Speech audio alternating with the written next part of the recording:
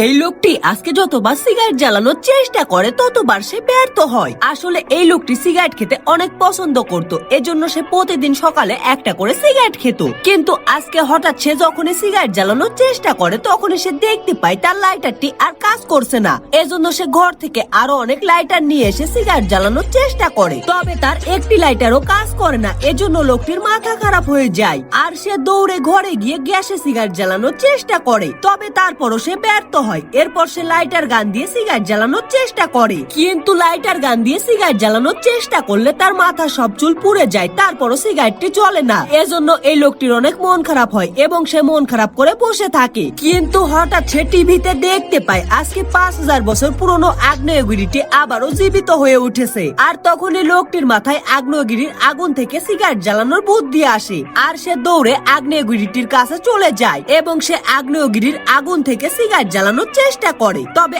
আগ্নেয়গিরির আগুন তার থেকে অনেক দূরে ছিল। এজন্য লোকটি সিগারেট জ্বালাতে ব্যর্থ হয় আর তখন সে রেগে গিয়ে সিগারেটটিকে আগ্নেয়গিরির আগুনের মধ্যে ফেলে দেয়। তবে হঠাৎ সে দেখতে পায় 12টা বেজে গিয়েছে। তখন এই লোকটি অনেক খুশি হয়ে যায়, কারণ 12টার দিকে এই আগ্নেয়গিরিটি বিস্ফোরিত হওয়ার কথা। এজন্য সে অনেক খুশি হয়ে যায়, কারণ এই আগ্নেয়গিরিটি বিস্ফোরিত হলে সে অনেক আগুন পাবে। কিন্তু এই আগ্নেয়গিরিটি বিস্ফোরিত হওয়া মাত্রই বোকা লোকটি আগ্নেয়গিরির আগুনে পুড়ে ছাই হয়ে যায়।